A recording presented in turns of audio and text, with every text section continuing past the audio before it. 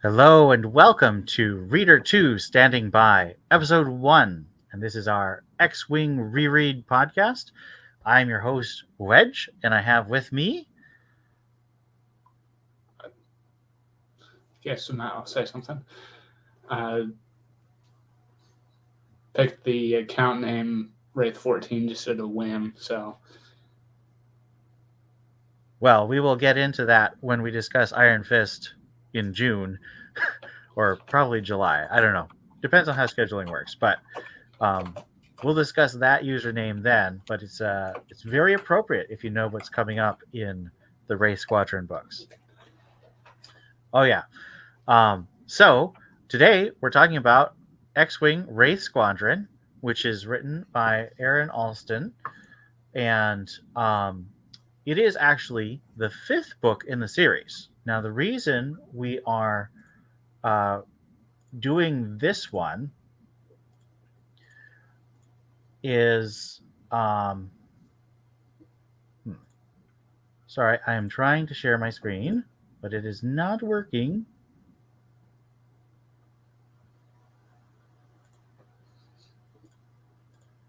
This is professional podcasting at its finest, let me tell you. Well, we can't share the covers right now. We'll try again later. But Wraith Squadron is the fifth book in the X-Wing series, and the reason we're starting with book 5 is because it just came out, as I showed, the Essential Legends collection. Now, I only had this in Kindle format before because I gave all my used library copies that I bought to my brothers when I moved to college, I think, or graduated, one of those two. And then I bought them on Kindle because I knew that Kindle copies went directly to Allston, but unfortunately he died about a year later, so I don't know if that did much good. But that was my intention. And then, of course, when they released the new book, I bought the Essential Legends. And with the Essential Legends came a new unabridged audiobook, which we'll talk about a little bit at the end. But let's talk a little bit about our history with the X-Wing series in general. And the X-Wing series started with the X-Wing computer game by LucasArts. And Bantam actually ran out of novels. They originally only had 12 novels that they were going to have to publish because they didn't think it would be that successful. But then, of course, Heir to the Empire was on the New York bestseller list for about a year or something like that. It was some crazy amount of book sales that it got. And so they were really excited and wanted to commission more novels, but they didn't have more in the contract. So they decided we can do additional novels as part of the video game licensing. So they contacted Michael Stackpole, and there's a whole story about that we'll talk about when we got to Rogue Squadron, but that gets us to the X-Wing series. So it became a video game first, the X-Wing, then we had the novels, and then they commissioned the comics for Dark Horse, but actually the comics came out first because comics usually can get approved and completed in about 6 months, whereas novels take about 2 years to publish, is my understanding. So the comics actually came out first, even though the novels were written and approved first. So, what is your history, Wraith 14, with the X-Wing series? So I read them. It's hard to remember how old I was. Probably not old enough. Looking back at it for some parts, say ballpark 8 to 10 years old, maybe. Got into Star Wars when Phantom Menace was coming out. I was a kid then in '99. It also saw the original trilogy, and the Starfighter scenes were what really pulled me in. I've been watching various like pilot war movies before that. Midway, Black Sheep Squadron on like History Channel. So it was a pretty straight line from there. What I was watching in Star Wars, rewinding so I could rewatch the Battle of Endor in space a lot. And then X-Wing was out. Was reading that through the library probably a couple years after they published it. And Rogue Squadron comics. Yeah, I was similar. I was about 9, just before I turned 10, when I watched the movies, and I actually read the novelizations of the movies before I saw the movies, and then immediately I read the Carillion trilogy, which had just come out, I think, in 1995 and 96. And then I saw advertisements for the Rogue Squadron books, and like you, I thought that the space battles were super awesome, so cool. And I would build Lego models of X-Wings and TIE Fighters, and this was before there were official Lego models, so I would build my own, and they were pretty crummy, but they were fun. And so when there was an X-Wing book series, I was extremely excited. So I think it actually was maybe the second Star Wars book series I ever read, around when I was 10 or 11. So probably a bit too young, but also kind of fine, because I missed a lot of the stuff that might upset me later.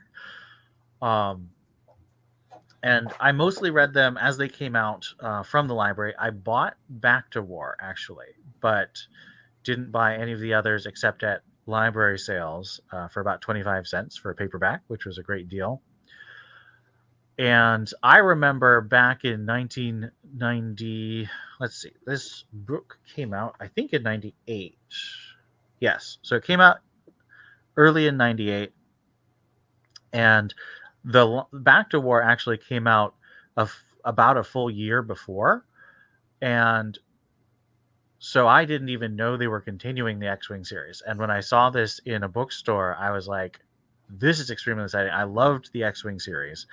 And getting a new series, but by a new author, I was a bit hesitant, but I immediately was converted when I got the book from the library and read through it and thought it was really cool. And also hilarious. One thing that I think Aaron Allston is particularly known for, especially in this series, is his humor. He's really funny in the character interactions and jokes he tells. Definitely agree. It was also funny. We were like digging through stuff in the attic a couple years ago and found some drawing I did on like a chalkboard that never got erased that was clearly recognizable as Brental 4. Nice. And Based on judging by comic? the judging by the art, I was not well, no one's good with chalk, let's put it that way.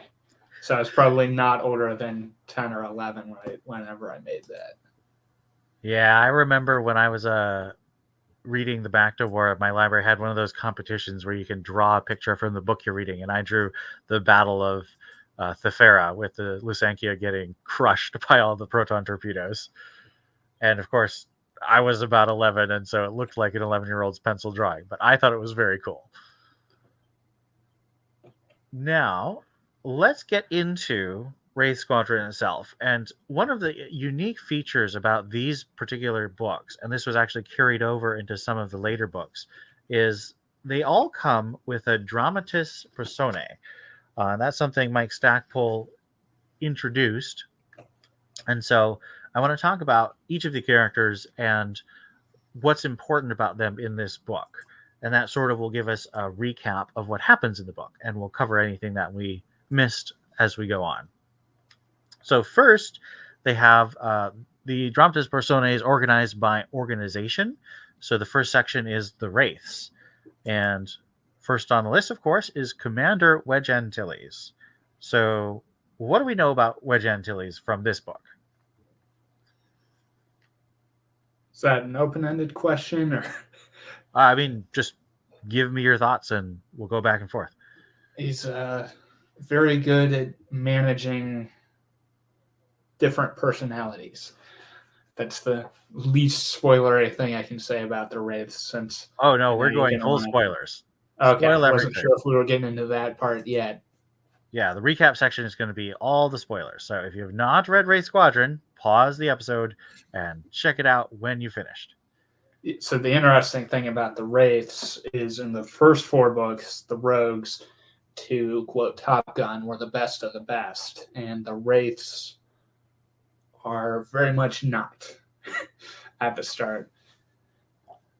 So Wedge has to deal with a whole group of people that were almost all of them were one wrong move away from court-martial, which is kind of like the movie The Dirty Dozen, except they're not actually hardened criminals. I don't know if you're familiar with that, but I've seen it thrown around in reference to the Wraiths. Yeah, and the reason that the Wraiths are made up of what are called screw-ups in the book is that Wedge wants to make a commando squadron. So a squadron of pilots who also are equally good or better at ground missions. And that's partly because Mike Stackpole decided to have the rogues constantly do commando missions. So Allston was like, well, let's make that more official. Let's have actual training instead of just throwing them in the soup. The inspirations, Allston has said, are from a lot of old spy shows and movies. So Dirty Dozen and possibly Suicide Squad, although Suicide Squad was only about 8 or 9 years old as a comic concept and obviously hadn't had movies yet. He also talked about the A-Team and Mission Impossible, the original Mission Impossible TV series, not the Tom Cruise series, which had one movie at that point, because I think Mission Impossible 2 was in 99 or 2000. I've watched the pilot of Mission Impossible, and I haven't watched any of the original A-Team or the Dirty Dozen, but I would be curious because there are a lot of direct Top Gun references in this book to see if there were A-Team and Dirty Dozen and Mission Impossible direct references. I'll add that Face, his nickname, is not actually an A-Team reference. I think Allston said it was based off an actor from like the 30s or 40s. Yeah, I remember that. One thing I really love about Wedge in this book is he's very much, as you say, a great leader and manager. He's able to really understand the psychology of his pilots, which is very important since they're very messed up psychologically. And he's able to figure out how to deploy them and talk to them and use their skills and talk to them in a way that helps them reach psychological breakthroughs to become more functional, both in the squadron and as people.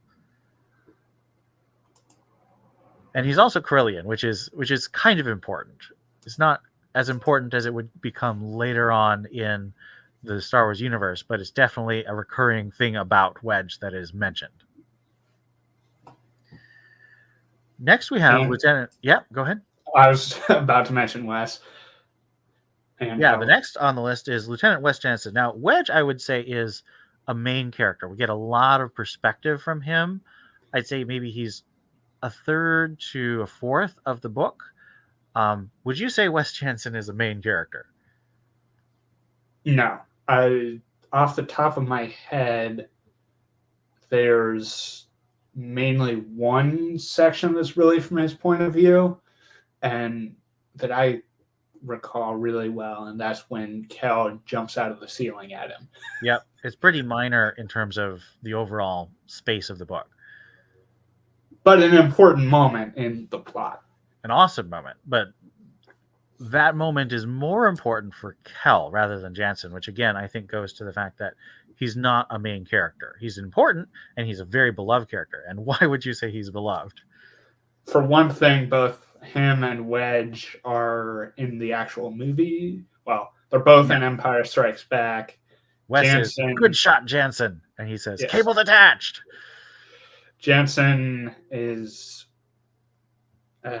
not the main prankster of the actual Wraiths. I think that. Well, he's not in this book. I would say he probably comes. He does later. Some pranks to Wedge only at the start. Being like the XO, he can't really prank the junior officers too well. That would feel a bit like bullying. But they prank each other enough. All the time. So Wes, he mostly is memorable in this book for pulling a prank, which we'll talk about later, on Wedge, and constantly being hilarious, like poking Wedge for being Corellian and all this stuff. But he also is an experienced trainer and pilot and supporter of Wedge. So he's a really cool character, but he's not a perspective character for most of it. Next, we have Lieutenant Mindonos. What do we know about Mindonos? Again, spoilers, and actually having him listed in the Wraiths is a bit of a spoiler.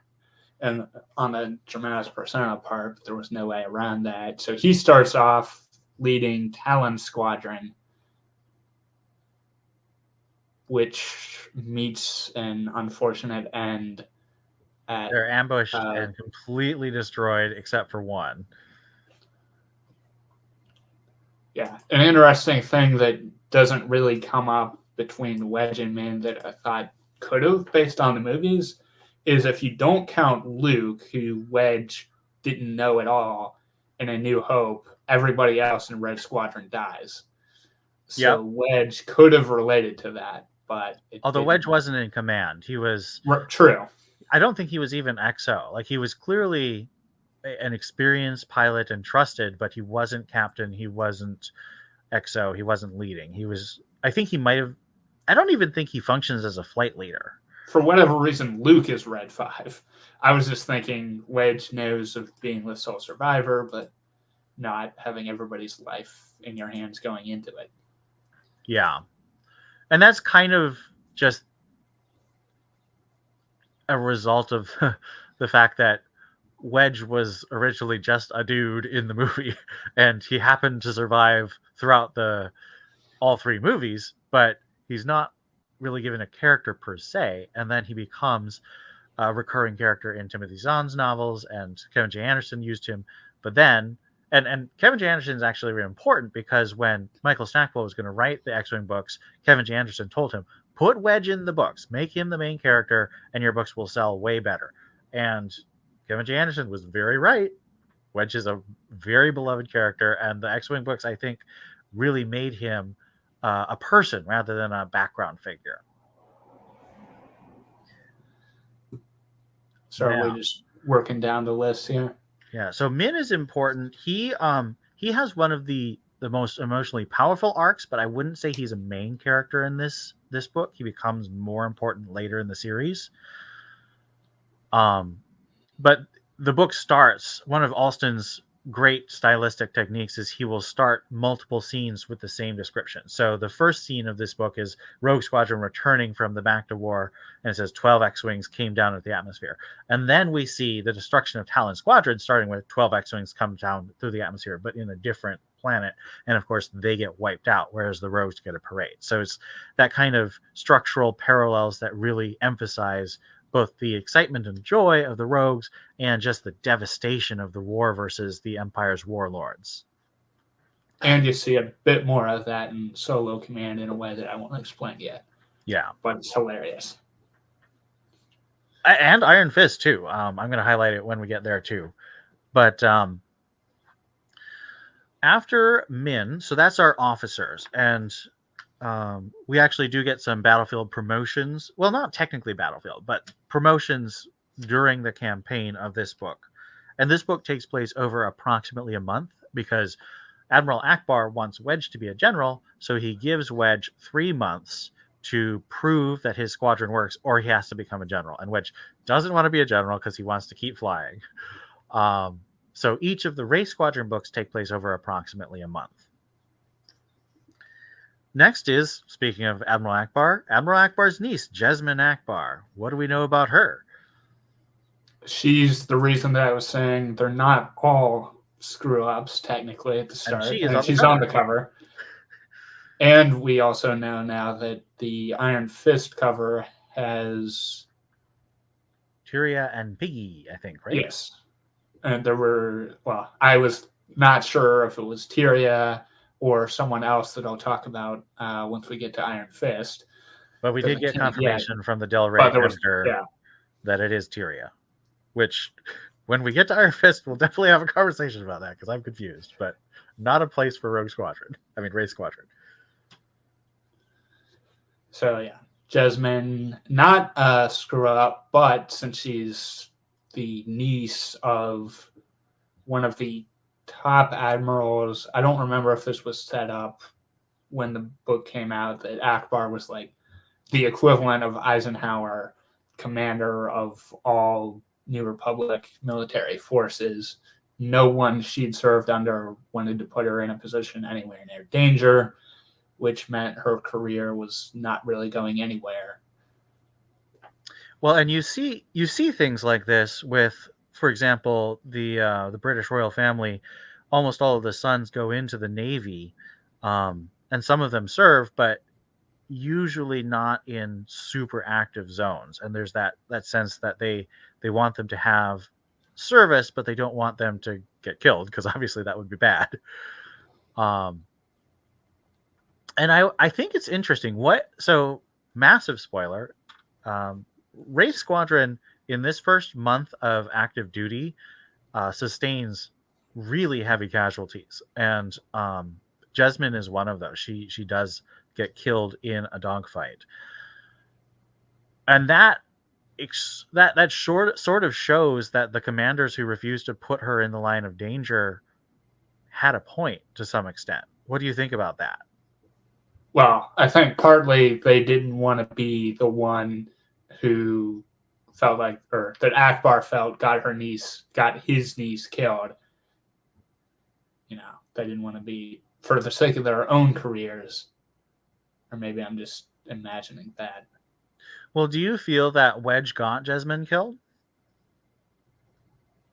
No, but it's a case of, they don't want to be known as Jasmine got killed in my unit, and Akbar taking it out on them, which of course isn't something Akbar would have done. And there's a whole kind of setting up this character is about to die moment where Jasmine and Akbar talk about the possibility that she might die because he's shocked to find out that she's in this unit of people on the last chance of their careers.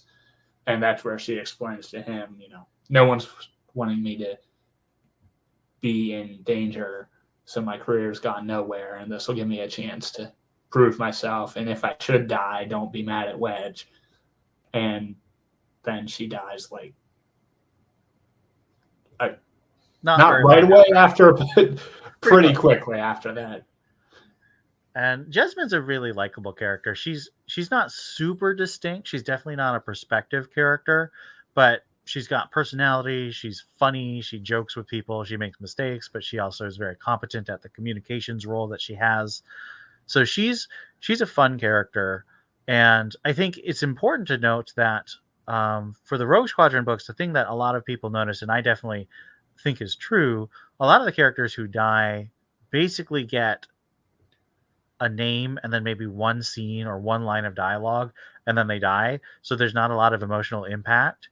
Allston's characters who die usually make you very sad because he really gets you to care about them. Yeah. There's even a scene where I think it's Jansen is on the bridge of their ship and they're getting called by either an Imperial or one of Zinj's people, and there's a difference because Zinj is like a separate warlord from what's left of the Empire itself, which will be relevant in the next two books. Anyway, they get a call and they're going to put it up, which means there's video back and forth, and she has to point out to either Jansen or Face, an Imperial ship is not going to have a Mon Calamari communications officer like me. So that sets up a funny bit where Face is covering his face and goggles and random fluids that he finds in a mechanics box because he's too recognizable as a former actor otherwise. And then everything to get those chemicals off gets used on the goggles by the guy that owned the goggles, who we'll mention later. Is he? Yes, he is. Excellent. Next on the list is Hohas Runt Ekwesh, who is always called Runt. Now he's a Thakwa, and originally we didn't know really what it looked like, but all illustrations have him basically as a man with a horse head. And he has a very unique psychology. What's the deal with Runt's psychology? So he has multiple minds that occasionally battle for control. I'm curious if this was Allston's version of the main character in the Stackpole books having an alien wingmate whose sense of personal identity was a bit different as far as referring to himself by last name or occasionally alien species name of Gand. Yeah, I do feel like the relationship between Runt and Kel, who we'll come to, but apparently this is organized by alphabetical order. But there is that human main character perspective, alien wingmate, that does seem very similar to the Rogue Squadron books. And Runt is a screw up because he can't stop switching to his pilot mind, who is a moron. His pilot mind is very good at flying, but is very stupid. And doesn't listen to anyone. Yeah, so he will fly out into combat and get blown up for no good reason. He's basically Leroy Jenkins. Yes, Leroy Runt Jenkins. That's a good. But he's actually in his other minds very kind, very wise, and a really very good cool remembering tests and flight patterns. Well, one of his minds is. And this is not a. He can switch between minds sometimes, and as he matures, he is able to do that more under his control rather than it happening to him. He's also large compared to humans, but very small for his species, which is why he's so Runt. Normally they're like 3 meters tall, and he's 2 meters tall. So he's big, but he can still fit in an X-Wing. Next, we have many people's favorite character, Garrick the Face Loran, who's often just called Face. What's his deal? So he used to be a child actor in some really over-the-top Imperial propaganda films, like one that's mentioned where his parents are like Old Republic loyalists. Should be pointed out, the X-Wing novels came out before the prequel trilogy really set up what happened to go from the Republic to the Empire.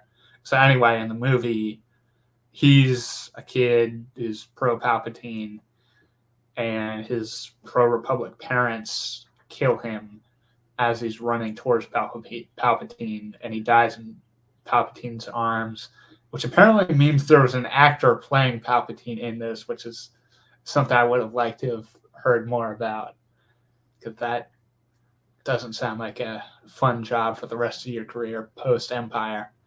No. Anyway, as gets mentioned later in Wraith Squadron, that led to him getting to meet the main villain of the first 4 X-Wing books.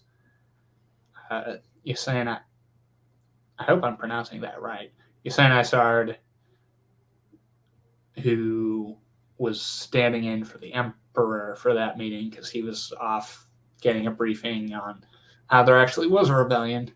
Oops. And he found that meeting very disturbing. And Face is a practical joker. He uses his acting skills to pull off a lot of pranks in this book, and that becomes more important as Face becomes a more main character later. I wouldn't say Face is a main character in this book, though. Would you? No.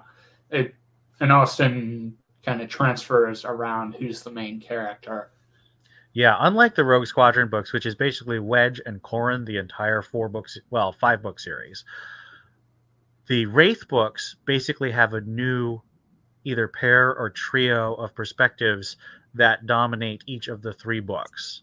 And, well, Wedge is kind of a constant. Wedge is a major character in all 3 books, but in the lower ranks, there's a different main character, has a different main arc.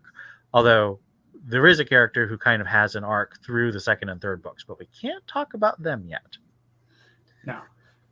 There's also a hilarious running bit through the book where Face is using his acting skills to essentially be deep-faked as the captain of a small ship about equivalent to the Tantive 4 in A New Hope. Well, it uses the same model as the Tantive 4, but it's been heavily modified I was getting a carrier. To that. Very convenient to them that they get a ship that they can put 9 X-Wings and 4 TIE fighters, or I forget the exact numbers, but enough to I think that's what they end up squadron in there. Because, well, let's give a little context for that. So the plot of the book, the first quarter to a third is training, and then they are going to do a training exercise, but the main antagonist, who we'll talk about later, comes in a Star Destroyer and destroys their base. And so they have to scatter, and they happen to be able to capture this Corellian Corvette. And it's kind of by accident, and it's really hilarious. But they find themselves in possession of an entire Imperial capital ship, and they decide to pretend to be that Zinj capital ship, and see if they can lure one of the main capital ships out, either the Star Destroyer that destroyed their base or the Super Star Destroyer that Zinj commands, into a pitched engagement where they can blow up that capital ship. So they spend the last 2/3 of the book pretending to be warlord forces, which is very funny.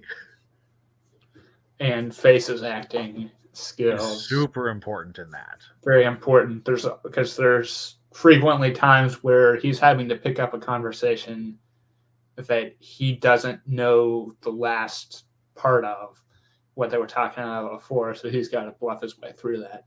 Yeah. And so even though I would say he's not a main character, he's definitely a super important character structurally. And we do get a fair amount of point of view from him, but he doesn't really have an arc in this book. Next is Ton Fanon, who is his friend in the squadron, although they didn't know each other before. But he was a doctor before. But why is that something that you might not expect from meeting him in this book? As Iron Fist points out, he does not have any sort of bedside manner at all, other than he wants to get bedside with Tyria Donch. Well, he hits on every woman who joins the squadron. But, yeah, he's had a rough go of it. Yeah, he's about... Which you find out more in Iron Fist. Including a massive plate over most of his, I think, the right side of his head. Because he, at the Battle of Endor, was a doctor in the armed forces. And so he was a rebellion member in the medical corps, helping people. But then Home One took a hit, and he was seriously damaged, and he's allergic to Bacta. So that was something that was brought up earlier in the Rogue Squadron series, that people can be allergic to Bacta, so it doesn't work on them. So he has to have pieces replaced instead of being able to regrow them using Bacta. And it's ironic that the doctor can't get I mean, Allston definitely did that on purpose. Yeah. And he is very funny, but he's also very, very sad and kind of dark, because he basically lives to destroy the people who have hurt him. And I like him a lot, but he's got a lot of darkness behind the humor, and we'll definitely talk more about that in Iron Fist, where he has a big part of that book. And interestingly, in the audiobook, Mark Thompson, the brilliant narrator of most of the Star Wars audiobooks, makes him French, which is really funny. Next, we have Phelan Sandskimmer from Tatooine, obviously with that name. What do we know about Phelan? She is 19. She thinks Wedge is 40 and past his prime. Even though Wedge is And only well, she 28. thinks he's 40. He corrects her that no, I'm 28, and she's like, well, still going on the you're too old for this anymore. And she's a very angry character. The reason she's a screw up. Oh, I forgot to mention, Face is a screw up because he didn't get along with the former commander, General Crespin. Fane is a screw up because he crashes a fair amount and he's very expensive because he needs replacements instead of Bacta. Phelan's a screw up because she's very insubordinate. She does not respect most of her officers. She hates Luke Skywalker because she's like, I'm from Tatooine, but I didn't know him. Nobody knows. Everybody compares to him. She would have been about 10 when Luke left Tatooine. So there's not really a way she would know him. And she just finds that so offensive. Why would you compare me to Luke Skywalker? We're just from the same planet. Which she kind of has a point in the sense that entirely different planets. Although I think it mentioned she was from Mos Eisley. Yeah, but Luke didn't go to Mos Eisley that often. True. It's just ironic with him being the main character of the entire franchise, more somewhat. Well, one of the big three. Well, I mean, the point of Luke, though, is that he's a nobody from nowhere. So even on the nowhere planet, he's not like the most famous person from the planet.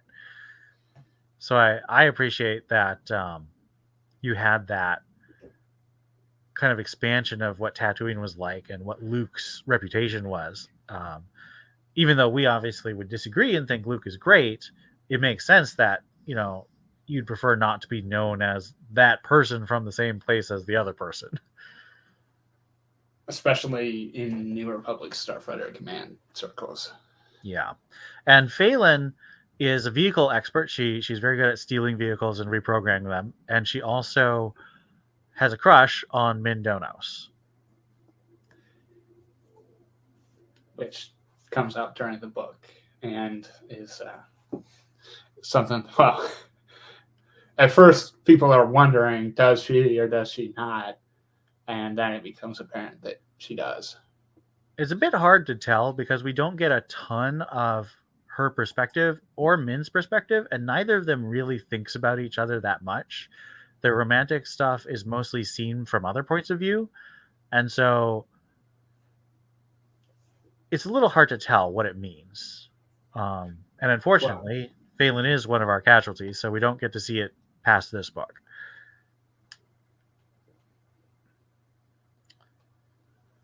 Next, I was going to say there is a bit between them, but I'll get to it when we're talking about the plot. It's on Store and All.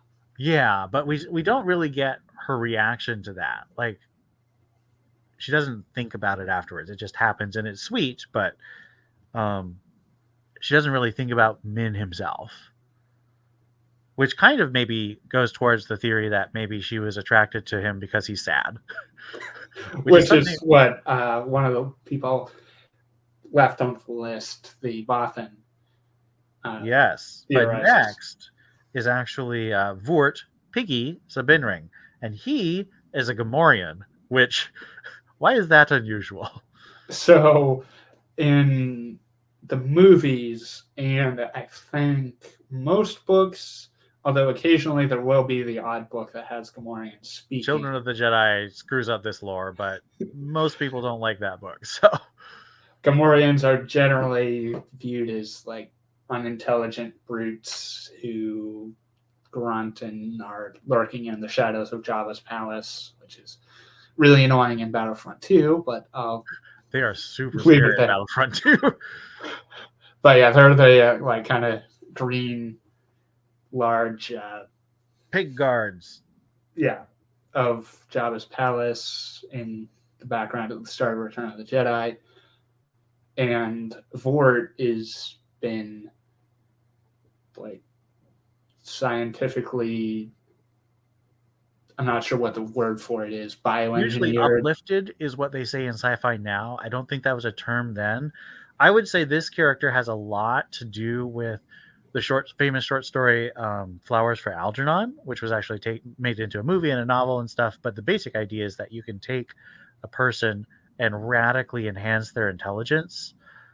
And that's what's done to Piggy here. And that's the basis of a joke that's very important for the whole series, which is that when Wes and Wedge are going through all the pilot candidates, Wes says, the next pilot is an Ewok. And Wedge says, Ewoks can't fly. They can't understand the controls. They can't reach the controls. And Wes says, well, a crooked doctor uplifted him, gave him lots of intelligence. Well, actually, the Imperials uplifted him. Then a crooked doctor gave him prosthetics so he could reach the controls. And then Wedge says, we'll pick up on this point later, but yeah. there's Wedge says, tell me you're joking. And Wes says, of course I'm joking. And then he introduces the Gamorrean. And then he says, the next pilot's the Gamorrean. And Wedge says, this is a joke. And so he shows him in, and then it's actually Gamorrean. And he has the exact same backstory, except, of course, he doesn't need prosthetics because he's roughly human-sized. He's also, comes up that his nickname Piggy is been used in the past as an insult, but in New Hope tie-in, Wedge and Wes mentioned that they knew another pilot, the oddly named Jack Porkins. On the nose a bit. Yeah, was a rather large pilot, which is adjustments to the inertial compensator or describes what got him killed. So in A New Hope, he's the guy who crashes. Who is saying, I got a problem, I can hold it, and then this X-Wing is not actually in the operable state anymore. He crashes. Same actor is also in Indiana Jones as the guy saying, we have top men working on it now. Top men. So.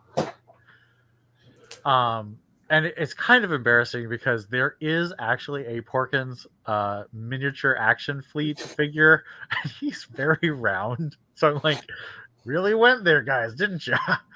There's also the 3.75 Porkins, which I once saw sold on eBay with like a tiny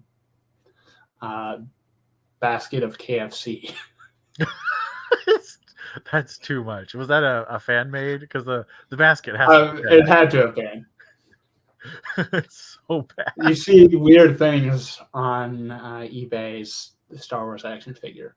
I mean, Star Wars is one of the most popular toy franchises, so people have gotten very creative with their modifications. Next, we have Tyria Sarkin, and she is a really fun character because she was a member of the Antarian Rangers. And what do we know about that? Were they actually around before Wraith Squadron? Oh, that's a good question. Let me look that up real quick. Well, why don't you tell us what they are? I don't think so. So this is another instance of the books coming out before the prequel trilogy, where they're kind of an affiliate group that worked with the Jedi. It mentions that they would intermarry with the Jedi, which definitely didn't age well, since and no attachments and all that. And so Tyria has a latent ability at using the Force that she doesn't think is ever really going to go anywhere, except it's the reason people pick her for pilot training, and then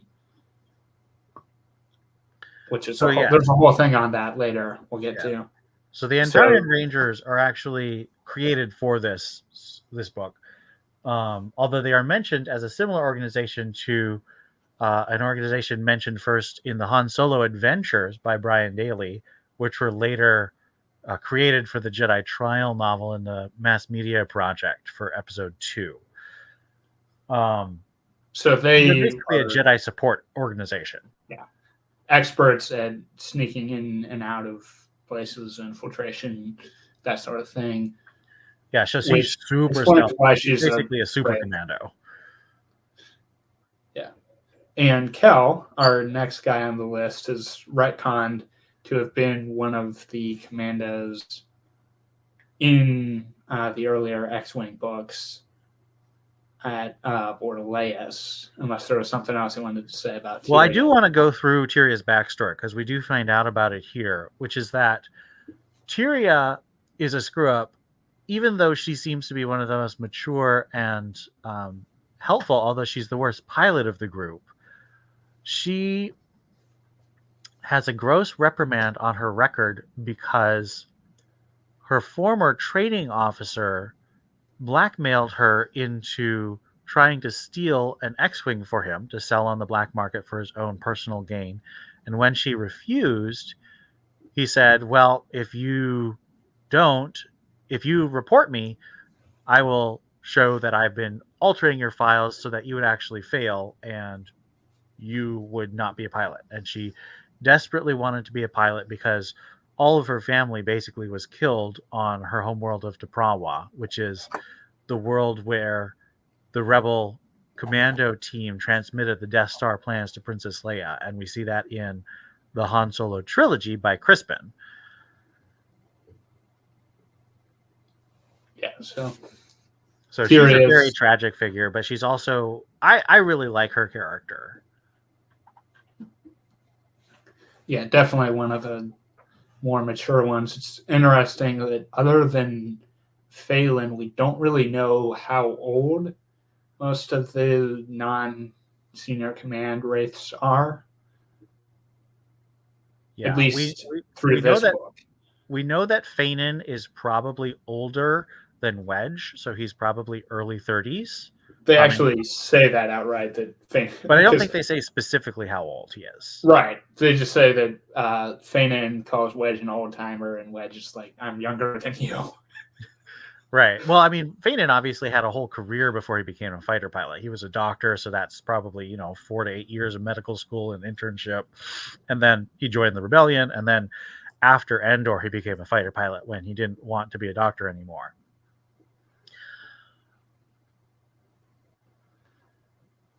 But I would say we get the impression that most of the race are somewhere between 18 and 25. Maybe Min is a little older, but I don't think he's that much older. Min also had a at least brief career in the Corellian military as a sniper, which he had a pretty decorated career because he has the blood stripes like Han Solo.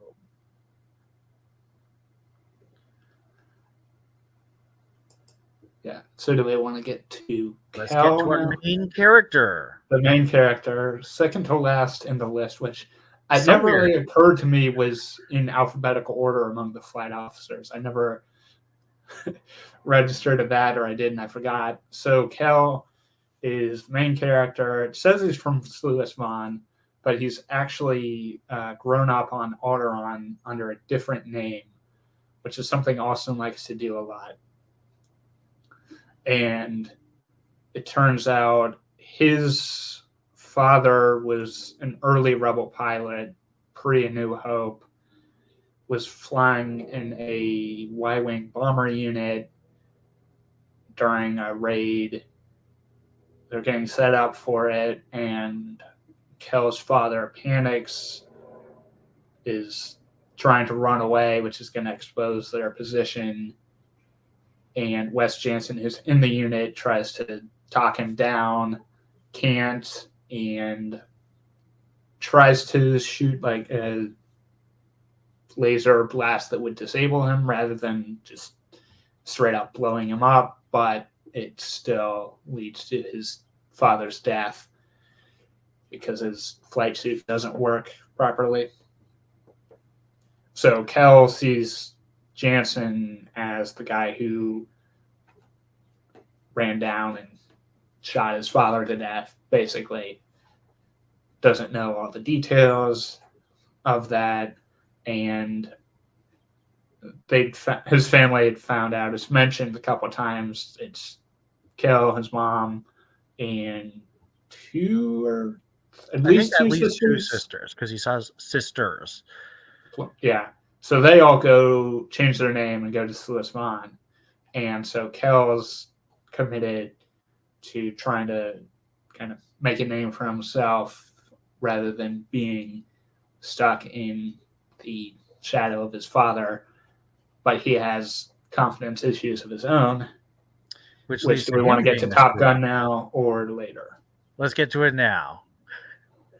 So in the first Top Gun movie, there's a whole bit, I haven't seen it in a while, so my memory is a little shaky, where Maverick's father died, and I think the details of it are classified. He doesn't know the exact reasons, but he's trying to make his own name for himself, kind of thing.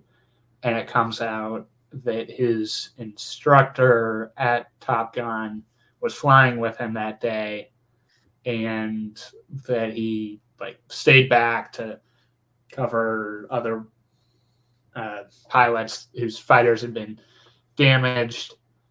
So he dies heroically, but they're flying in a country they weren't supposed to be, so it gets covered up, and no one really knows why exactly his father died, least of all Maverick. So it sort of translates to Kel's situation, especially since there's a bit near the end where both Kel and Maverick panicked and ran away for a bit and then come back. Seems kind of inspired by that. Oh, that was definitely directly inspired by it. The funniest thing is, even though this came out, 20 years before Top Gun 2, the Top Gun Maverick film, there's so much parallels between Kel and the Rooster character in that as well, because of the instructor responsible for his father's death story. Yeah, there's also, Top Gun 2 is basically Star Wars. A New Hope, specifically. Very similar, but that's required a subject to for another straight time. Down this trench. We've taken 50 minutes to talk about the character, so I won't go into that. But the last on the list is Bothan, who they're the ones who stole the second Death Star plans. Even Many though Bothans died. Yes, got them into an ambush.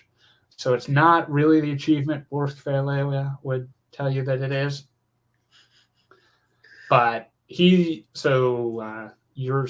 Grinder, Thrag, he gets probably the least development of any of the characters. But even he gets a full couple he chapters. He has some roles that are significant, like securing this airborne virus that they use to maintain their cover. It's a long story to get into for the plot section. So he gets, some parts. He gets in a bit of a prank war and loses badly. But he also dies at the end. He's our final casualty of the pilots, although we do also have some fleet crew casualties in one of the main battles. Grinder's a fun character. He's definitely Allston going with the hacker stereotype, who thinks he's super smart and has a bit of an ego problem, is not good with people. And then that happens again in the next book. In an interesting way. Like, you would never conflate Grinder with the character in Iron Fist, but definitely playing with that same stereotype. Now, let's move. Yep. I was looking at an audiobook where it describes, or not an audiobook, an ebook. I just realized it calls them the Rogue Squadron support personnel. I know. Not the Wraiths. I just had a moment of, wait, which ebook am I looking at right now? Yeah, the typesetting for the new, they reset the type for the Essential Legends, I believe. Although it's possible this was in the original. I actually don't know for sure. But there's always been some typos and some goofs in Star Wars books. They were not necessarily considered something that were on the top priority of making sure everything is perfect. Moving past that, the first guy on the list is Cubber Dane, also from Corellia, who's basically Scotty from Star Trek. Yes, he's very funny, a round, obstreperous guy who's constantly talking about how difficult mechanical stuff is. And he's kind of a mentor figure to Kel, because Kel is also a mechanic. So he does a lot of work on the X-Wings with Cubber. And he's definitely not a main character, but he's a fun expansion of the world and gets a lot more screen time than Zrai or Koyi Komad, who are the two other mechanics in the X-Wing series. And he even comes back, I remember, at least one part of Solo Command. Yes. So after that, you have several astromechs. And Squeaky. And Squeaky, who's very much a different but inspired by a character to M-Tray from the Rogue Squadron books, who was a somewhat annoying, also kind of quartermaster-esque 3PO unit that it was known character who spent a lot of time around him. I'm trying to be vague for spoiler reasons, would at some point yell at the other specific 3PO unit to shut up repeatedly. Now, so Squeaky that to show what M-Tray would be like. But you don't want to tell Squeaky to shut up. Because Squeaky is manumitted, which means he is considered an actual person, not owned by any human or other sentient. And he is very aggressive, which is a little And silly. A bartender. And a bartender, and a quartermaster, and many other things. He does what he wants. And was retroactively in A New Hope, theoretically, aboard Tantive 4, which is how he got his freedom, because he manipulated his programming to steal shuttle and went bouncing along because he didn't realize terrain following navigation was in effect. Terrain following navigation over a mountain field. Oops. And no one was strapped down. So anyway, which comes up again in Solo Command. Yeah. So and had previously served under a Captain Antilles of no relation to Wedge. So then there's also several astromechs, which kind of held over from the first 4 books, where it's core. There's only really one astromech that we need to talk about. But that one's in Solo Command. The X-Wing first 4 books, they have Corrin and his dedicated astromech from his Corsac days, and here most of the characters have theirs, although sometimes they get rotated around. Do we want to talk about Shiner now or later? Oh, we could briefly talk about him.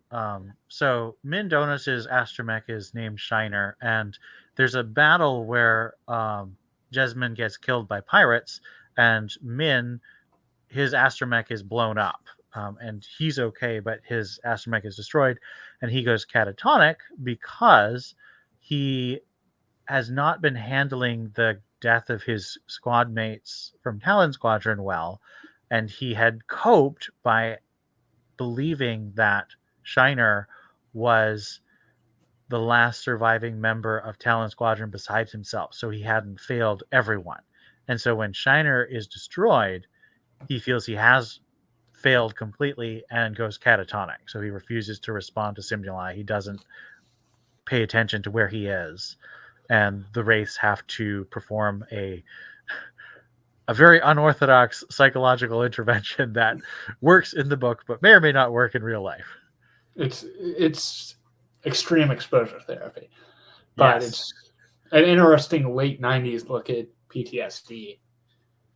Yeah. And there's also a bit which I don't think is medically recommended anymore, where they just say, "Oh, he has a concussion, but he's sleeping it off." Which, to be clear, he didn't actually have a concussion. That was just Fanon lying to keep Min from his state from being recognized by Wedge and Jansen, but right. And the only other thing I want to mention is that Face's R2 unit has a refrigerator with beer in it, because of course he does. And a spring launcher like R2 used to get Luke his lightsaber in Return of the Jedi. Right. But I think that's a normal thing, the spring launcher. It's the beer and the refrigeration that's unusual. True. Next, we have the New Republic military, starting with our base commander, General Edor Crespin. Now, what this character also seems somewhat similar to a Rogue Squadron character. Which would you say that was? I'm going to guess you're talking about Horton Song. Yes. I might be wrong. No, I think it's pretty obvious. Yeah, so Crespin and Som are kind of no nonsense, very by the book pilot commanders who Wedge is outranked by and actually has to listen to, who at first, well, Som doesn't trust Tycho Selchu in the first 4 books, or at least the first 3. And then, yeah, well, he doesn't trust him at first. I didn't want to spoil anything there, but because, well, Tycho had been in Lusankya, which was an Imperial secret prison, known for brainwashing people.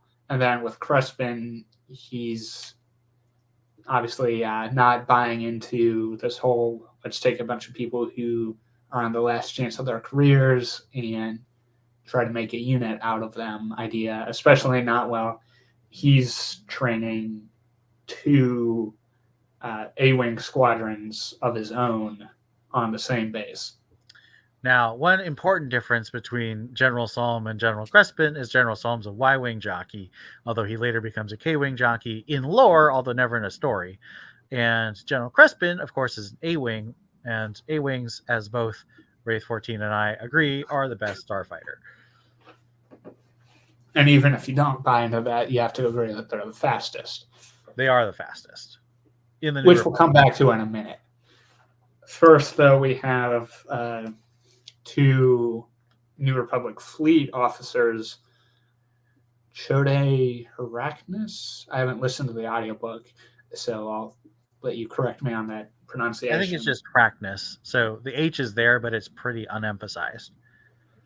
And Ashro Taban, who are both former Imperials, joined the New Republic after defecting and wound up in the fleet, even though they both have at least a small amount of TIE fighter experience. And Captain Heracnus is a great character. Not a whole lot of page time. He's from Agamar, which is a farm world, and that's one of the disguises they choose to use is a stereotype of Hicks from a farm world.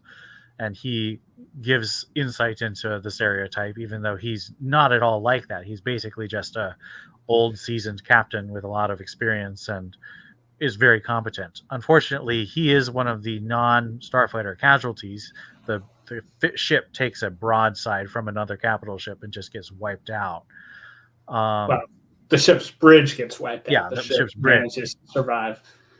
And then Atral Taban, who was his second in command, was actually flying a TIE at that time, and so she becomes the new captain of the ship as the rest of the mission plays out. And I wouldn't say either of them are big characters. They definitely have personality, which I enjoy, but they're mostly just very fun supporting characters.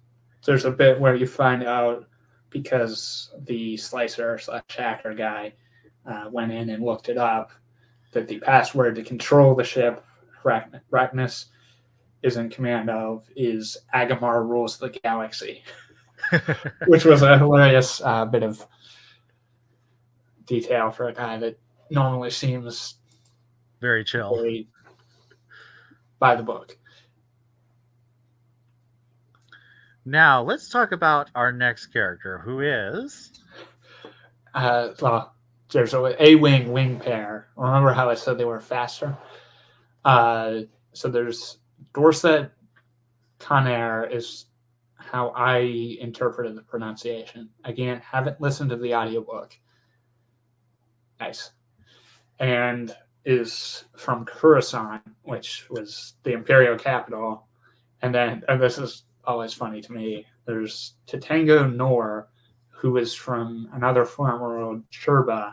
And in the X-Wing books, there was a guy named Curtin Loor, Loor, who was also from Cherba.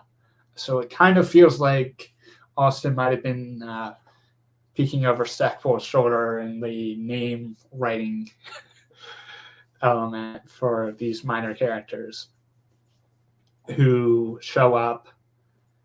At first, they're in Crespin's A-Wing training squadron, and Kel and Runt have a bit of a unofficial race to get to a designated point with the two of them, and manage to win despite being in X-Wings versus A-Wings.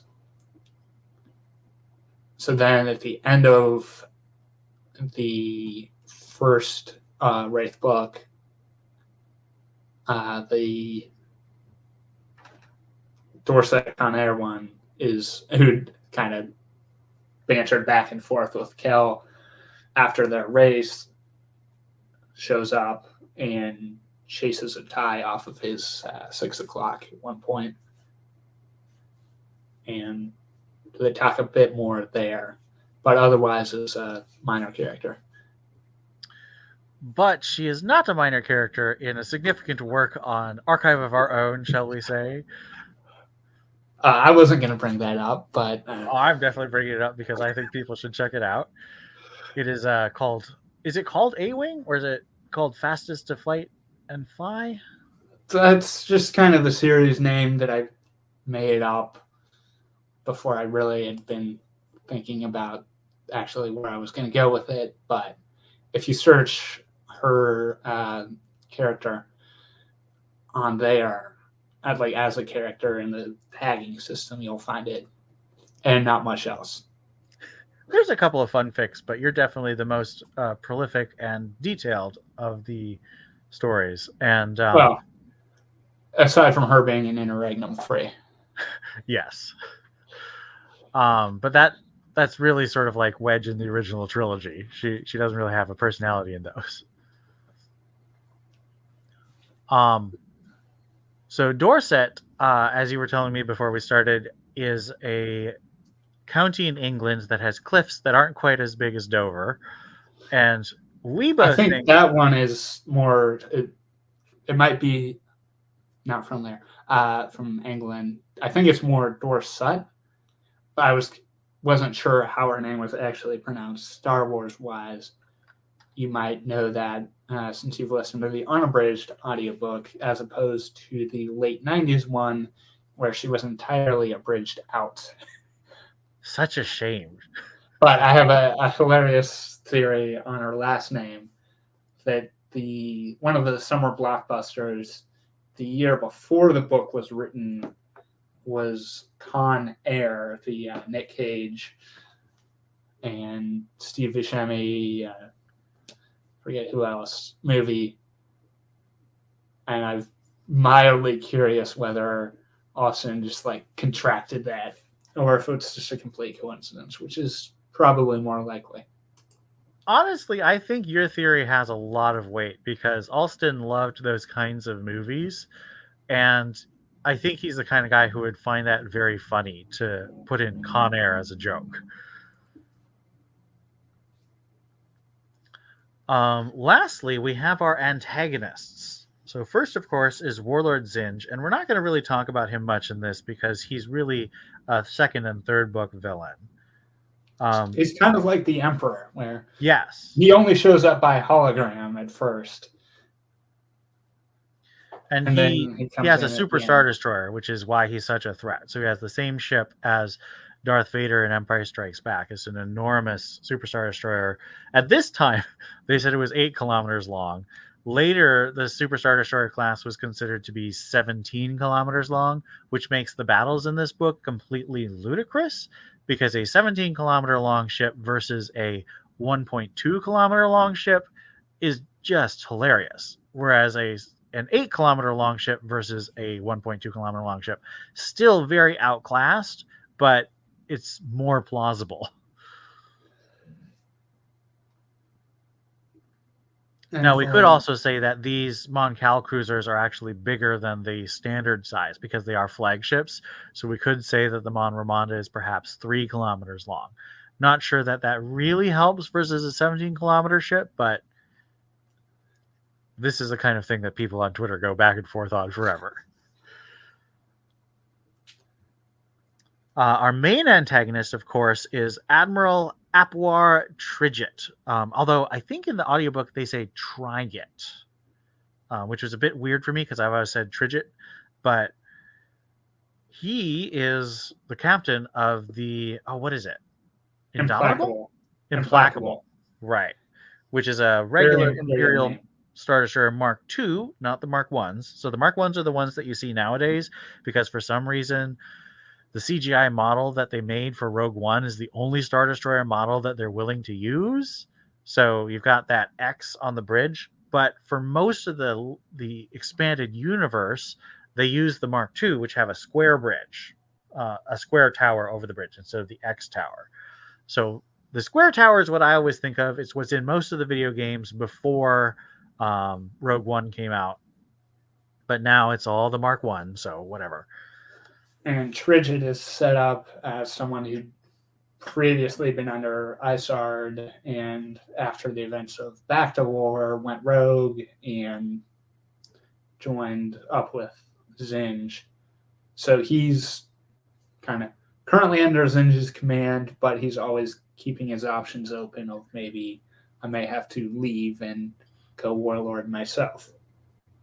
And he is ruthless and definitely evil, selfish, thinks about having affairs with his subordinates, but he also... Not as smart as he thinks he is either. Yes, he's definitely not as smart as he thinks he is, but he's a lot smarter than I would say Isard and most of the captains under Isard were.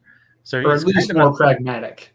Yes, and he doesn't go around killing all his people. He does kill a lot of other people, which we'll find out a bit more of in Iron Fist, even though he actually is destroyed in this book. His ship is destroyed through a sustained assault by starfighters and the Night Caller. And then he escapes on his personal TIE interceptor, but Mindonis is able to blow him up. So that's with an assist from Edor Crespin. Right. So Edor Crespin takes out the bodyguards that are getting in the way. So basically human shields, similar to how Biggs and Wedge were shields for Luke in A New Hope, but Imperials, obviously. And so Crespin in his A-Wing takes out those guys, and Min manages a really long range, so 2 kilometers, which if you've ever flown in the X-Wing TIE Fighter or X-Wing Alliance or X-Wing versus TIE Fighter video games, that is a full kilometer past when you're really supposed to be doing target locks. So he's doing a full... He's basically dumbfiring it, but he does have some target programming of heat-seeking on the torpedoes on them. So he's also a former sniper. Right. So that's important. So you couldn't actually do this in the video games because the missiles aren't heat-seeking. When you dumbfire, they just go in a straight line. But it would make sense that they would have basic heat-seeking programming that he could fire off, and if they got close enough, they'd track the engines and get onto him. So it's the kind of thing... Yeah, go ahead. I was just going to go to next on the list unless you had more. Sorry, I got caught up in all the technology. It's part of the reason why we like the X-Wing, because the space battle makes us nerd out. Yeah, so the next guy on the list, Zero Derillian, never really appears in person. He is dead by the time we see him. But he is very egotistical, more than probably anyone else in the established universe, such that or expanded universe, had recorded essentially his diary on a daily basis in full hologram, which is how they're able to, after he's dead and they've taken his ship, the Corellian Corvette Nightcaller, have face in a deep faked type hologram. And of course, this is from the late 90s, before that was really even considered. Essentially, it's kind of like the Mission Impossible face swapping tech, except digitally. Yep. They have face pretending to be this guy, having communications with any number of people, and all the details he put into his diary enable them to do that, which is a very bad practice to do if you're in the military. Letting all the enemy get a hold of that information. To be fair, no one expects someone to send a Gamorrean in a smuggling compartment with a rocket attached and a laser cannon into your docking bay and shoot through the ceiling and blow up your commanding officer. And then take everyone else on the bridge prisoner by threatening to shoot out the viewport and suck them all expose them back. all to space. So that is not the kind of thing that anyone would expect. So it's somewhat fair. Still, he's a gas bag of ego, as they like to say later in the series. Which takes us to the next person on our list, Gara Petithel. Is that how you pronounce it? Gara? Gara? Yeah, Gara? I think it's Gara, but I could be wrong. Again, I haven't listened to the audiobook yet. Well, and I don't wholly, I love the audiobook, but it definitely has some things that I would personally disagree with. So sometimes they attribute lines to different pilots when I think that it clearly was someone else, which is difficult when they have someone say a number and then there's untagged dialogue. But I can follow it and I think it's different. But Gara, well, and the other one is Zinj, which we all say Zinj, but the official editors have told Mark Thompson to say Jinja. No. I don't know why, but that's what they've told him to do.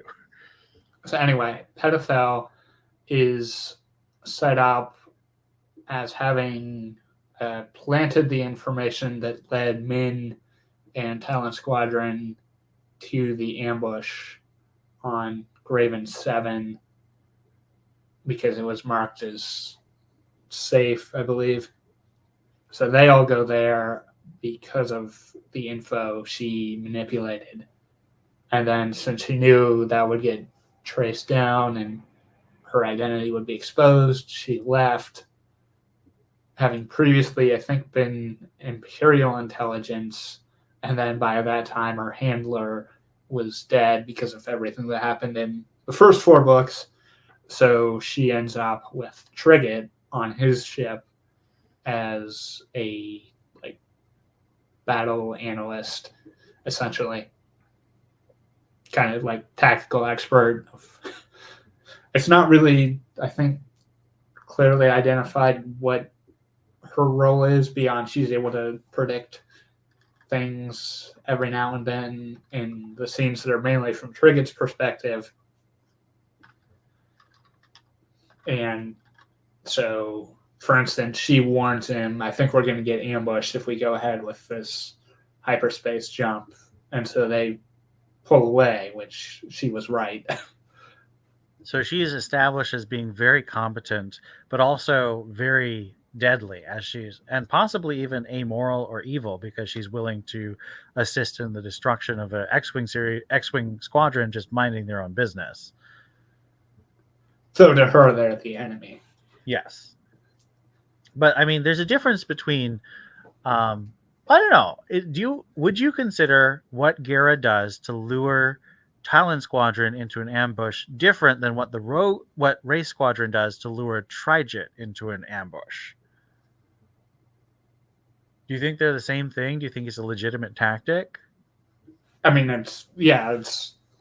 well, the part that would get her in trouble is she did it under a fake identity by swearing an oath to the New Republic when she joined them, and that guy's planted the information. So she's committed treason to the New Republic. But as a spycraft tactic goes, that's a very good fair game. I think it's interesting. I hadn't thought about this before, but Lara really does basically do the exact same thing that the Wraiths do in this book. I'm sorry. In pretending to be the Night Caller. I mean, yeah, they're engaged in, I think the technical name is like perfidy of posing as the enemy. False flagging for sure. Yeah, so that's very interesting. I hadn't thought about that parallel, but I'm pretty sure Allston would have done that on purpose because he loved parallel so much. Well, we can have this discussion again later in the series. Yes, because even though Gara is not a huge character, although she does get a fascinating ending scene where she basically betrays Trigget because Trigget says, I'm going to blow up this Star Destroyer. Everyone, all 10,000, where is it, 17,000? 37,000, I think. Well, I think it's like over 30,000 is the established crew now. Right. Let me see. It says in the book. What does it say? 37,000 men and women is the number Gara gives. So Trija is like, I refuse to let the Republic capture the implacable. I'm going to put a self-destruct. And she's like, shouldn't we tell everyone to abandon ship? He's like, no, they're doing their duty.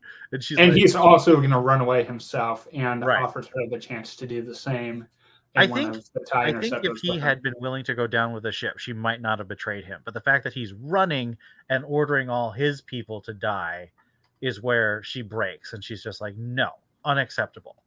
Gara's interesting because she's very internally focused on honor, which we'll talk about more later. Well, we'll have to talk about that much more later, but I think it's just so interesting. When I first read this book, I actually thought she died. I didn't realize she was surviving. I thought that the injection she put into her veins was a suicide drug.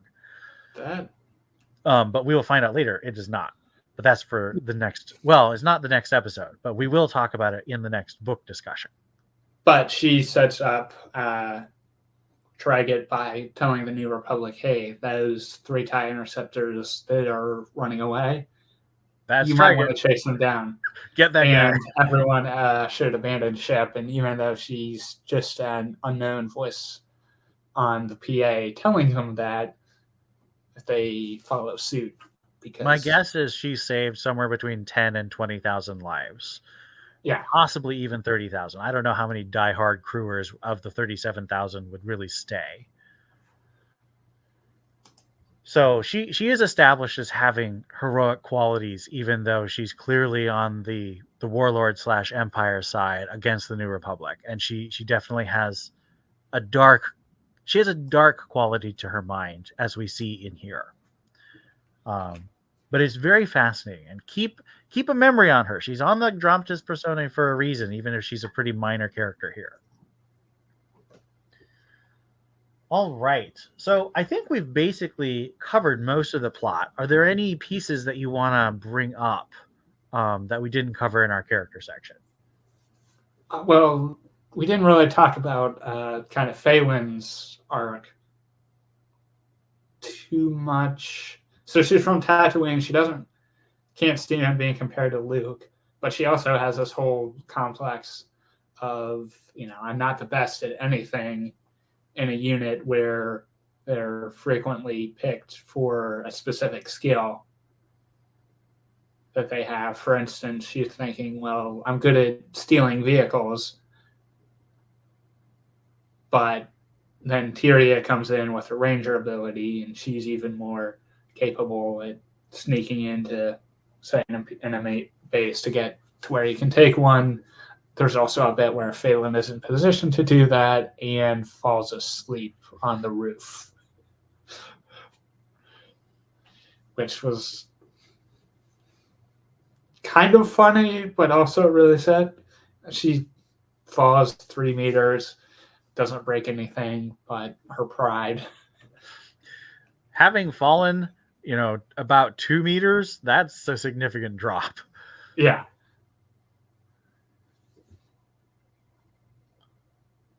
Yeah, and Phelan, her sense of inadequacy doesn't quite seem right, but is kind of that desperate desire to prove herself ends up killing her, because she wants to be the first person to blow up a Star Destroyer from the inside. So there's a massive hole in the Implacable in the final battle, and she takes her TIE fighter up into the bowels of the Star Destroyer and starts blowing up basically the power system from the inside. But unfortunately, she gets caught on the wires and tubes and things of the inside, and so she can't get out. And so when the Implacable crashes into the moon, she is killed inside it. And so that's very tragic. And it's one of the things that Allston always tends to do with his deaths, is that if the character is a named character, their internal struggles will determine their arc, including their death. And there's a kind of an element to it where in the Rogue Squadron comics, at one point, somebody flies into a Star Destroyer and doesn't completely blow it up, but severely damages it, to where it's kind of like, if Phelan had known about that, and I don't know the publishing order involved. Now, Actually, no, I do know it was published first. It kind of makes it. It's like, was that in a Star Destroyer, or was that in a moon base? Because that was at the beginning of the Rise of Isard arc, wasn't it? And Jansen flies in and launches some torps. I was talking about something else. If you haven't read Battleground Tatooine, you may want to mute the stream for the next 30 seconds or so.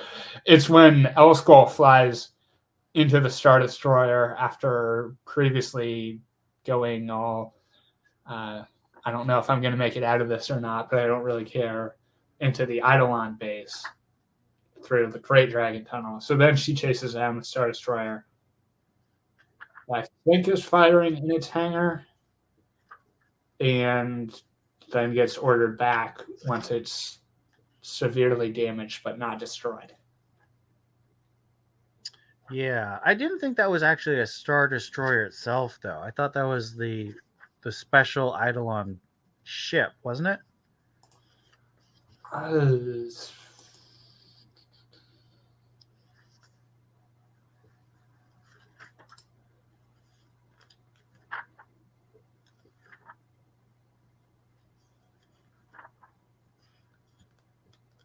I could be wrong, but I think it looked to me like a Star Destroyer, if I'm remembering it right, which I may be. Well, I'm looking at this, and this is the bottom of what's clearly a Victory Star Destroyer. Right. I don't know. We'll get there. I see what you're saying. So it's definitely a Star Destroyer, but I don't think it's an Imp Star Deuce. True. It's just a run-of-the-mill one. Victory class. But Phelan's also someone with a lot of emotional baggage. Yeah, she's not very balanced. She was basically an orphan who lived on the streets of Mos. Was it Eisley or Espa? Eisley, because Espa didn't exist until the prequels. She has family, as we find out later, but it does not seem that she was raised by them, and so she's just. It's a very tragic story, personally. I feel very sad about her. Was there an actual connection between her and the other guy named Sand Skimmer, or like that was confirmed, or they just have the same last name? It was not confirmed in the book, but Allston did confirm that they're related somehow. He didn't confirm how, but he said that they are in the same family. Well, until you mentioned that, I'd had the theory that like Sand Skimmer is a common name on the nose was like Game of Thrones Snow type of thing. Sure.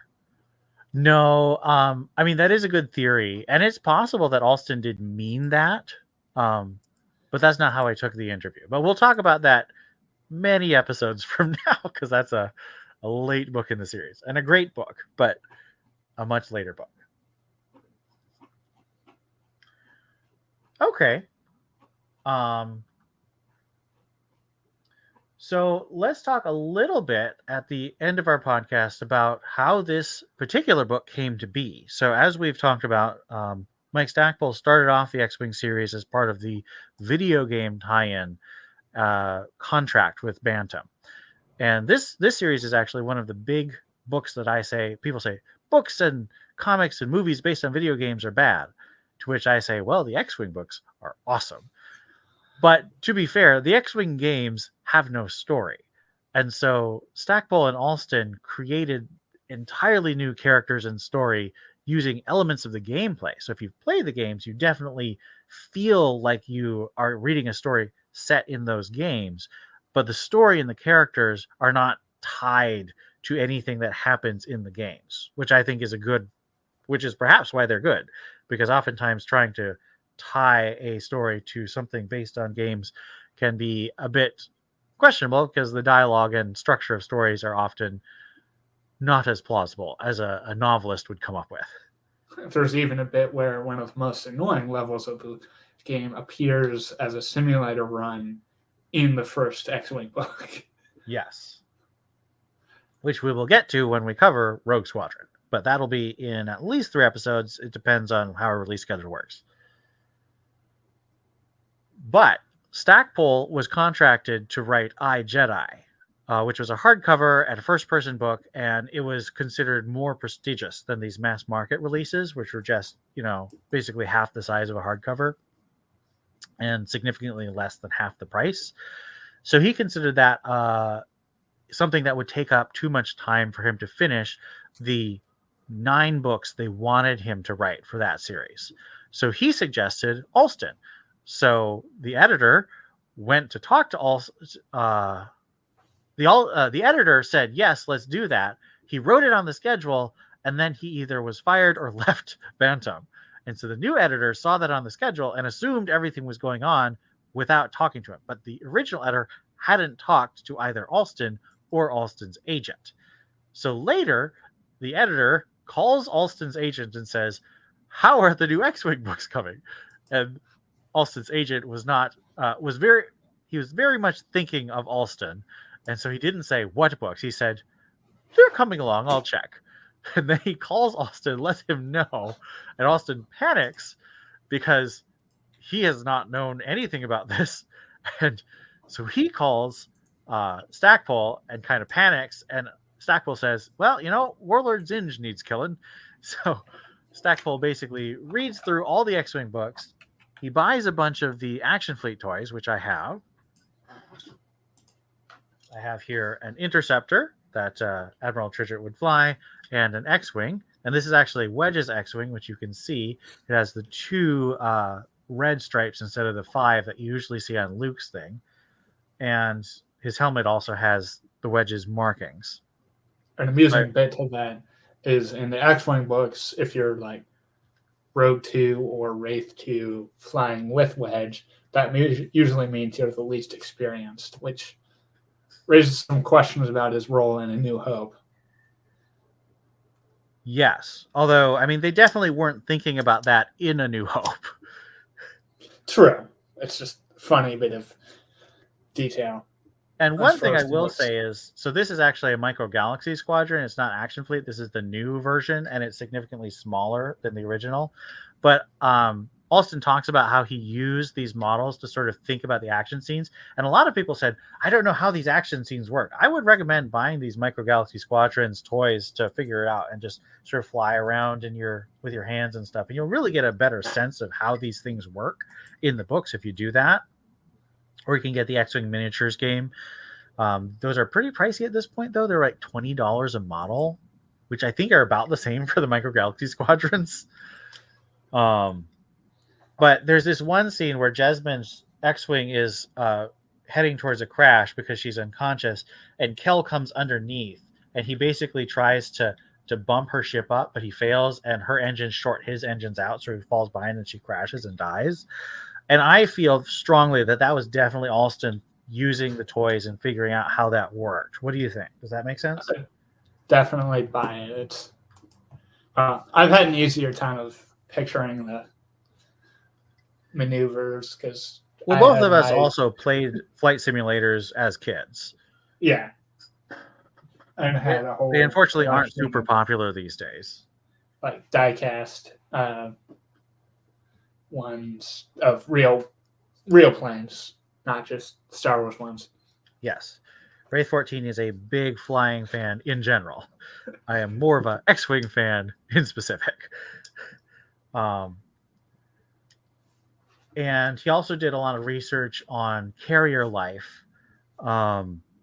So you can really see that in just the sort of interstitial, the scenes between missions where they're living on the Nightcaller, and you have that sense of the cramped quarters and what it's like bumping into people and fixing things on the ship. And I thought that was really cool. Like bunks. Yeah, bunks. Kind of briefing rooms. I've been to a couple, obviously, like museum ship carriers. Or like museum where it's like a room set up like a carrier as well, and it's If anything, it might be less cramped in the books. And even then, there's still a lot of that. For sure. Any bits of trivia you want to share about history of writing and release of this book? Oh, well, you know more about that than I do. I just wanted to make sure there wasn't anything I was skipping over before we go to the next section. Nothing comes to mind too much. Okay, so next section is the book covers. We've talked a little bit about the fact that this is recently re-released in the Essential Legends collection, and those we'll talk about in a little bit. But the first release was a mass market paperback. The cover was by artist, I think, Paul Ewell, and he did the first 4 X-Wing books as well. Sadly, he did not do the 10th book, which was written like 19 years later, well, 11 years later. But he did the original 9, and he just painted just gorgeous starfighter battles. And this one was very specific. And I'm very curious to know if Allston, because usually the authors write the book after the cover art's commissioned.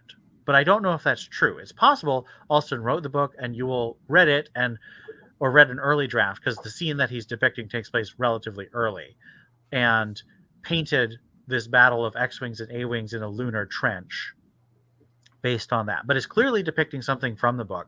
It's probably not our main characters, because there's 4 X-Wings, and our main characters just fly 2 X-Wings and 2 A-Wings down the trench. But there is a group of multiple X-Wings that jump out of the trench and launch torps and lasers at the ties. So I think that's what that's depicting. It's, yeah, something that stood out for the Wraith books specifically, not as much that I remember with the first 4, is how there's like very specific moments from each of the Allston books on the cover of his. Well, where you can tell like kind of this is what's happening on the cover and which part of the book it's from. Yeah, well, so the first book, and we'll talk about this more in detail, but I'd say the first and second books of the Rogue Squadron books, I can't tell what those scenes are supposed to be. The third book definitely was based on a scene in the book, because it's assaulting that specific type of space station. And then the fourth book, it's a little tricky because it's got a generic Star Destroyer instead of the Super Star Destroyer, but I still think that you can maybe make a case that it's supposed to be the Battle of Thefera, because you do have an A-Wing coming in as well as X-Wings, and that is a specific thing that does happen in the book. And the 8th book is also recognizable as what's happening then. Well, I would say 8 and 9 also are recognizable. Isar's Revenge and Starfighters of Adumar. You can tell what scene is supposed to be happening, I think. Yeah, I was just, since I said that about like the Stackpole books in general, I was refreshing my memory that actually no, Isar's Revenge, you can tell. Oh, that's very specific and a very cool cover. I love that cover. I hope that Isar's Revenge and Starfighters of Adumar get Essential Legends, even if Mercy Kill doesn't. Although, of course, I'd love Mercy Kill too, but those two, I'd love to have the original 9 all matching. You know, we did get the Mercy Kill as an unabridged audiobook too. Yeah, because that was near the end of the original before Bantam contract, and they basically for the last 3 years, all of the books got unabridged books. I think there might have been there are a couple of weird gaps, like I think Mindor never got one for some reason, but yeah, mostly they'd stopped doing the abridgments of 3 hours, and they were doing the full 10 to 17 hour audiobooks at that point. Speaking of audiobook, the reason we're starting with Wraith Squadron, as I said, is it's most recently released in the Essential Legends collection, and it does have a brand new unabridged audiobook read by Mark Thompson. And these Star Wars audiobooks are fantastic. They have full music, full sound effects. It's the full text. As I said, I don't wholly agree with all of the narration choices or voice choices, but it's always super thoughtful and super entertaining. Mark Thompson, he does not just read the text. He acts the text. He gives voices to every single character, so it's not just all the same voice. Voices like that, which sometimes some of the accents are really funny. Yes, in Mercy I've only Kill, heard Mercy Kill. in Mercy Kill, Kel sounds like he's from Kentucky. He's got this really, really southern accent, which he doesn't in Wraith Squadron. In Wraith Squadron, he's got kind of a deep voice, trying to depict how big he is, because he's, I think, physically supposed to be like a young Arnold Schwarzenegger, just how big he is. It's mentioned he would be great on propaganda posters. Right. One, it would be more appropriate for a commando where you need to be able to lift and run and all those feats of strength. Not so much in Starfighter combat where he's kind of squished. There's also a bit where Tyria calls him an unshaved Wookiee. Yes. So you definitely get a sense that he's just very large and handsome, but not necessarily the brightest in terms of personal relationships and maturity. And he, well, you don't see as much of that, but he appears in a younger version in the subsequently written novel Scoundrels by Timothy Zahn. Which is unfortunately considered the least popular of Zahn's books. I really like it, but it's definitely... It's a filler arc. I mean, basically everything at the beginning of the book and at the end of the book are the same. So I think that's part of why people don't like it as much. But I think it's a really fun heist book. It was explicitly supposed to be a Star Wars version of Ocean's 11. And I can really enjoy that. I enjoy the team and the plot and all the action that Zahn puts in there. And Kel, he does kind of have a really fun part of that. And he shows his piloting skills and he shows his demolition skills, which are huge in this. I think Wraith 14 and I have talked a bit about Kel sees the Millennium Falcon come in this book. And Cover... What? I was you getting right to where I was going. Yes.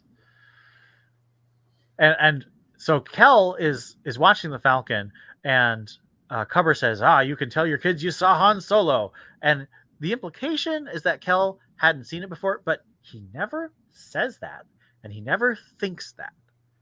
And Scoundrels ends with a mutual agreement of we're not going to speak of this ever again. Right. Which is mainly to explain why it didn't come up between Han and another character who he knew much better. But I still think it works. I like thinking of that, Kel, and that I love that Zahn was willing to do crossover and promotion with Allston too, because Allston didn't get a lot of that because he started in the last 2 years of the Bantam contract. Most of his stuff didn't get referenced, and of course he got pretty big during the Del Rey era, but that was so far in the timeline that a lot of his stuff just didn't get picked up in the what we consider the foundational history of the expanded universe. And so I love that Zahn was willing to put Kel back in that position. I thought that was really cool. And if you're very not familiar with it, EU in general, there was a lot of collaboration between Zahn and Stackpole. A lot. They co-wrote 2 novellas. They traded characters back and forth like they were playing, I don't know, trading Pogs. 90s reference through you. I don't know, trading Pokemon? Is that a modern reference now? They still do that, right? I guess. Can you trade Pokemon? In the card game you can, right? Well, my mind would go to like sports, but well, sure. I once, and this could be something for if we bring it up at all, definitely not till the end of Solo Command. I once made a baseball roster of all the Wraiths for which position they should play based on their various skills. Is Wedge the pitcher? He's the manager. Oh, he's okay. That makes sense. Face is the pitcher using the Lauren spitball. Oh, perfect. Which is a maneuver that comes up at near the end of Wraith Squadron, the first book. Yeah, so in the hangar firing their torpedoes. So everyone knows that Tantive 4 has that sort of cylinder cockpit at the front, and the hangar is on the front of that. So when they open the hangar, it's basically straight out the front of the ship, and all the X-Wings are pointed at the hangar entrance. And so they basically just launch all their torpedoes out the door, and it's like an additional huge salvo that takes down the opening shields of their opponent, and that's called the Loran Spitball because Face came up with it.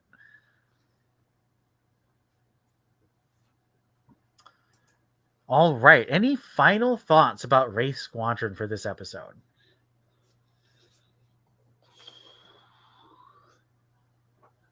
I'm just looking back over the show notes here. Wow. Kind of the pranks and some of the stuff would take a whole lot more to explain, and we're a bit over what we originally had planned time-wise. So I would just say that double-check your animals before you bring them back from store and all. Maybe don't pick up random bugs in a strange planet you've never been before. Scratch.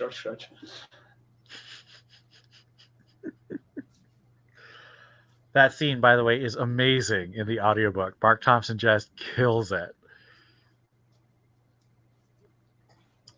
My last thoughts are, this is not my favorite of...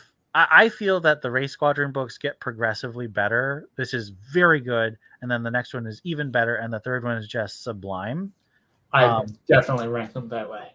A lot of people like Iron Fist best, and we'll talk about that when we get to that, but it'll probably be in 3 or 4 months, because that's when the Essential Legends is releasing, which, just to let people know, that's how I'm structuring. If we have forthcoming, I'm hoping to release an episode around when that one is released. And we've got plenty of content to go back over and talk about while we're waiting for the new releases.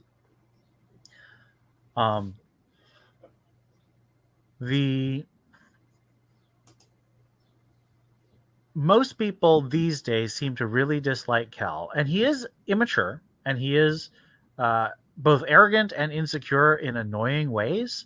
But I really felt for him, perhaps because I share some of those qualities. I think that his story really does help, especially young male readers, to think about other people's perspectives, and really encourages them not to be self-focused in their relationships. And I think that's a really good thing. It's not a common perspective among people who have read the book. Recently, in the last, I'd say 5 or 6 years, trends in writing and readership among the fandom have just changed a lot. I still think it holds up, but it's definitely something that you'll find in conversations. So if you're new to the Star Wars fandom, be prepared for that. You may find a lot of new perspectives and shifted perspectives. And that's definitely a big thing that we'll talk about when we get to the Rogue Squadron books, because opinions on Corran Horn have changed dramatically. Yeah. I still like him, though, I will say. Yeah. I love every single book, every single comic in this series, with perhaps some exceptions we'll talk about next episode. Yeah, Kale has some growing up to do, and he does it in the book. And then, Tyria was definitely the one who knew kind of what she was going after, and was willing to wait until the time was right. And a lot of people have said that Tyria doesn't have an arc. She's just sort of a prize for Kel, because she is the love interest. And I will say, it is correct to say she is the love interest. She's not a perspective character. But I would argue strongly she does have a very distinct arc that she goes through that's not dependent on Kel. She has her own issues that she works through, and that continues through the rest of it. She actually has a gradual growth through the whole series and shows up later in other Star Wars books. And I really like that, and I think she's a great character that doesn't deserve to be said, oh, she's just a love interest. She's a lot more than that. The downside is you never see that from her point of view, really. It's more her talking to other people about, like, essentially, I didn't think I had anything to live for, but then Jasmine dies, and that changed my mind. But you don't see her come to that realization from her point of view. She's just talking to Mel and to Min and then Cal about it. And I think that is... So it can be easy to overlook. But I think that you have to be overlooking it. It's there. All this stuff is there. And I think that not everyone can be a point of view character. And I love the fact that Allston puts that kind of thought and effort into the characters who don't have points of view. They still have arcs. They still have growth. They still have their own desires. They're not just props for the main character. Definitely. Yeah, everybody either has like those kind of details, or if they're really minor, you get enough about them to at least wonder what it would be from their point of view. And then maybe write it. All right. So I think that wraps up our last thoughts. I would definitely say this is a good book. I think one of the things I like about some other Star Wars books, book podcasts, is they do like to rank the books. But since this is our first book, all we can do is I say, I definitely recommend you read this book. I definitely recommend the unabridged audiobook. But we don't have any other comparisons. So we'll talk about that later when we have more things to compare it to. And speaking of that, next month, we will be talking about the Star Wars Epic Collection, The New Republic, Volume 2. Now, the reason we're doing this book is because it is technically the first chronological printed material. We haven't decided if we'll actually do the video games. Maybe we'll do one episode where we talk about all of them, but they don't have stories, so it's a little tricky to talk about. But these cover the original Rogue Squadron comic books, as well as some additional material that we'll talk about when we get to it. But if you have this Epic Collection, I definitely recommend it. It's a little pricey. I think you can get it on Kindle, or if you have Marvel Unlimited, you can also read it there. Or you can read in the original Dark Horse omnibuses, or in the original Dark Horse trade paperbacks. I think if you're willing to get it used, I think the price for that has come down, since there's one that I believe combines like all the Rogue Squadron stuff, where I think that comic releases, they have like the Epic Collection, and then there's something more recent than that. I think they are doing an omnibus of the entire X-Wing series, but I don't know if that's out already. It might be. Since I have these, I wasn't planning on getting it. So yeah, I love omnibuses. I have several, but they're really hard to read. They're very heavy, and these are much more readable. They're basically like 3 or 4 trade paperbacks all put together, and that's still, it's heavy, but it's very readable. You can have it open on your lap, whereas an omnibus, it actually does physically get tiring to either hold it or read it because it's so heavy. But this is what we're reading. If you have individual trades, this goes up to the end of The Warrior Princess of the Rogue Squadron series. So that brings us to our end of our podcast. Thank you so much for listening or watching. We hope to see you next time. Until then, keep your books locked in reading position.